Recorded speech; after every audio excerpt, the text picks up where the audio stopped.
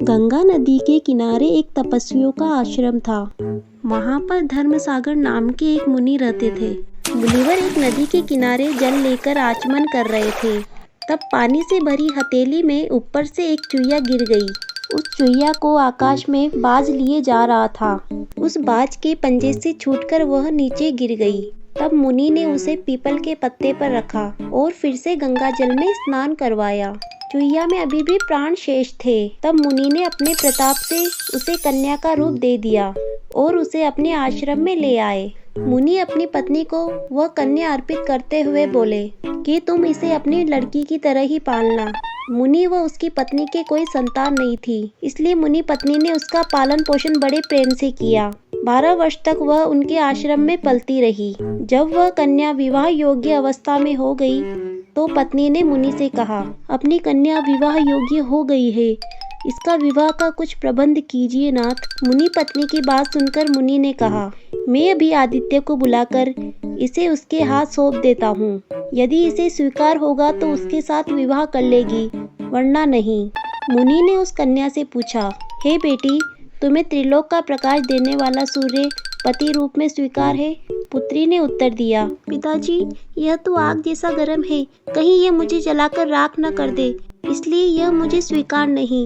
इससे अच्छा कोई वर हो तो बुलाइए। पुत्री की बात सुनकर मुनि ने सूर्य देवता से पूछा, हे सूर्य देव, आप अपने से भी अच्छा कोई वर हो तो मेरी कन्या के लिए बताइए। मुझसे अच्छे मेघ हैं जो मुझे ढककर छिपा लेते हैं। मुनि ने मेघ को बुलाकर पूछा, क्या तुम्हें मेरी कन्या से अपना विवाह करना स्वीकार है? राजा ने तो स्वीकृति दे दी, पर लड़की ने मना कर दिया और अपने पिताजी से कहा, पिताजी, यह तो बहुत काला है, मुझे यह स्वीकार नहीं, आप किसी और को बुलाइए। इस पर मुनि ने वायुदेव को बुलाया।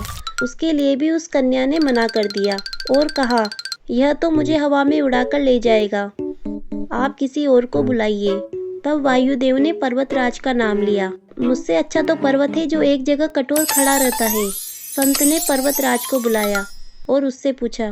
पर्वत ने कहा, मुझे ये रिश्ता मंजूर है, लेकिन लड़की ने मना कर दिया और कहा, आप तो बहुत सख्त व कठोर हो, मैं आपसे विवाह नहीं कर सकती।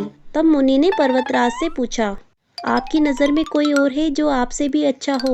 पर्वतराज ने तब मूषक राज का नाम लिया, क्योंकि मूषक राज ही है जो अच्छे से अच्छे पर्वतों में भी छेद कर देता है। पर्वत की बात सुनकर मुनि ने मूषक राज को बुलाया।